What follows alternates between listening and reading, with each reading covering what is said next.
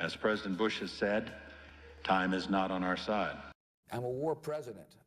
I make decisions here in the Oval Office in foreign policy matters with war on my mind. You have said in the past that it was, quote, pretty well confirmed. No, I never said that. Okay. I never think said that is... No, it's absolutely not. What I said was the Czech intelligence service reported after 9/11 that Atta had been in Prague on April 9th of 2001, where he allegedly met with an Iraqi intelligence official.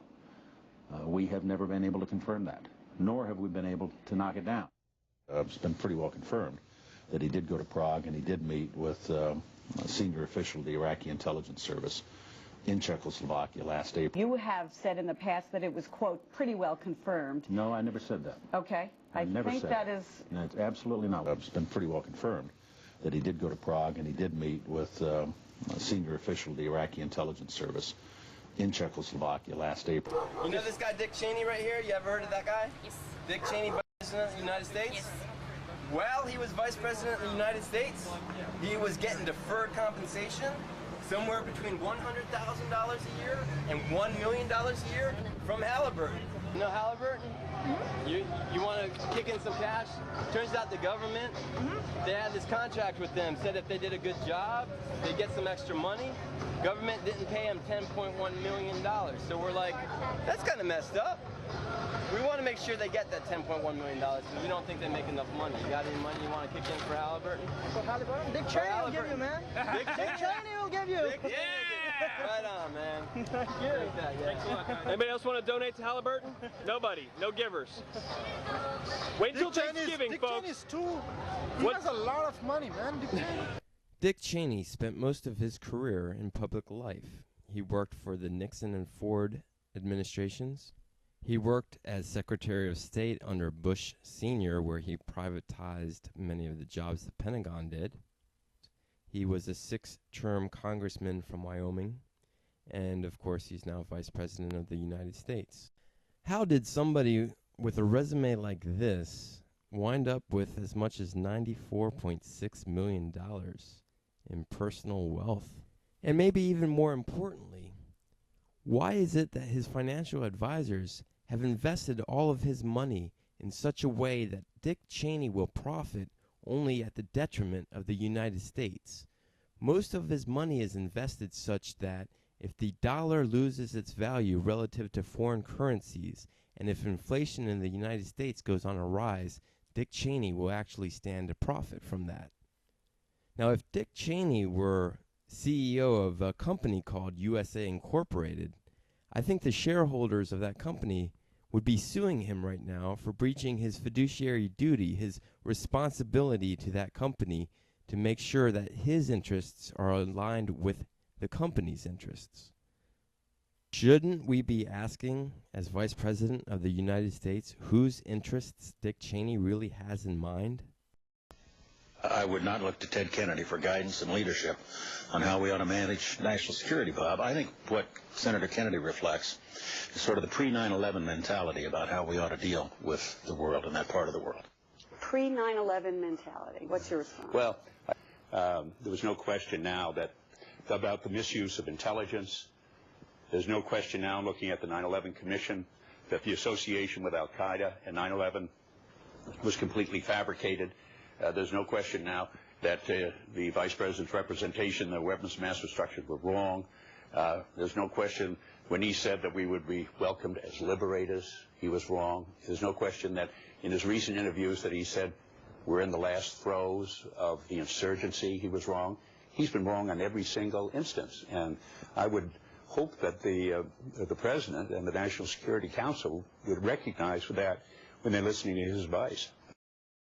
The notion that we ought to now go to Baghdad and somehow take control of the country strikes me as an extremely serious one in terms of what we'd have to do once we got there. You'd probably have to put some new government in place. It's not clear what kind of government that would be, how long you'd have to stay. For the U.S. to get involved militarily in determining the outcome of the struggle over who's going to govern in Iraq strikes me as a classic definition of a quagmire.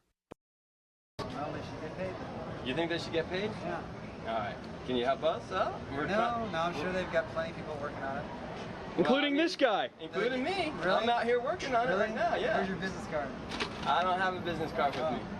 Just trying to raise some money for Halliburton. They don't have enough money to print business cards. Yeah. That's a damn. They blew it all in Iraq. It's terrible. It's terrible.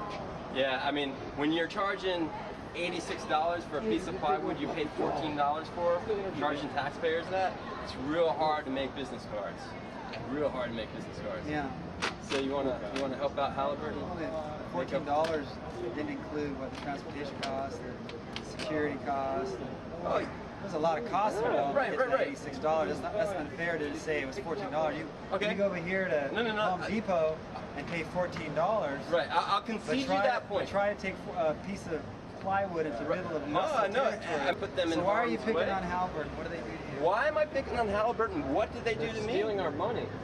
Billions of dollars of my tax dollars, your tax dollars, all of these guys' tax dollars goes to Halliburton. We will never see a return on our investment for the money spent in Iraq. We went into Afghanistan, and very quickly, the administration made a decision to divert attention from that and instead to begin to plan for the invasion of Iraq. And these connections, and I want the American people to hear this very clearly, listen carefully to what the Vice President is saying, because there is no connection between Saddam Hussein and the attacks of September 11th, period. The 9/11 Commission has said that true. Colin Powell has said it's true. But the Vice President keeps suggesting that there is. There is not. And in fact, any connection with Al-Qaeda is tenuous at best. Mr. Vice President, you have 90 seconds to respond. The senator's got his facts wrong. I have not suggested there's a connection between Iraq and 9/11. Didn't he say that we're getting them right at the nexus of where 9/11 came from? Did Bush say that? No, Cheney did. Not to me. Well, let me say what I said right before it. Okay, all right. We're going to get a correction in the paperback. I'm fine by this. This is fun. Especially on several occasions, especially. Okay. Cheney told a wide-eyed Russard what success in Iraq would mean. We will have struck a major blow right at the heart of the base, if you will, the geographic base of the terrorists who have had us under assault now for many years, but most especially on 9/11. How come when you were going through your own transcripts, you didn't find that? And that's what led into this, Tim. Saddam Hussein's bottled up at this point, but clearly we continue to have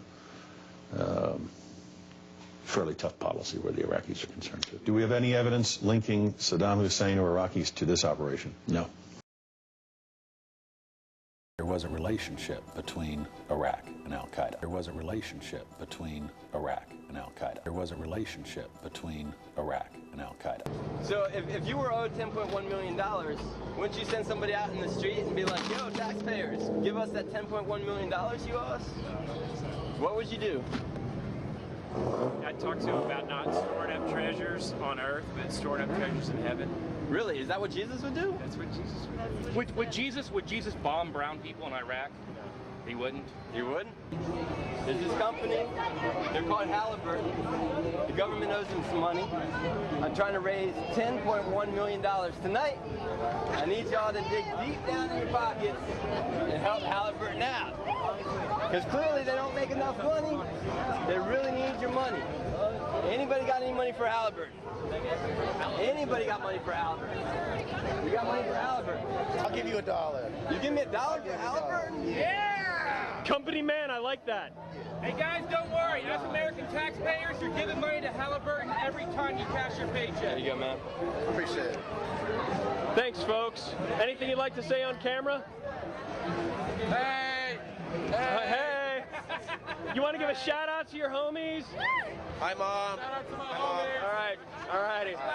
I don't know anybody that I can think of who has contended that the Iraqis had nuclear weapons. We believe he has, in fact, reconstituted nuclear weapons. Will the real flip-flop? Please stand up. Please stand up. Please stand up. I don't know anybody that I can think of who has contended that the Iraqis had nuclear weapons. We believe he has, in fact, reconstituted nuclear weapons. Because they were telling us about being homeless and needing clothing and stuff, and I was thinking, homelessness? Nah, you don't need clothing. You need to give some money to Halliburton, who clearly doesn't make enough money.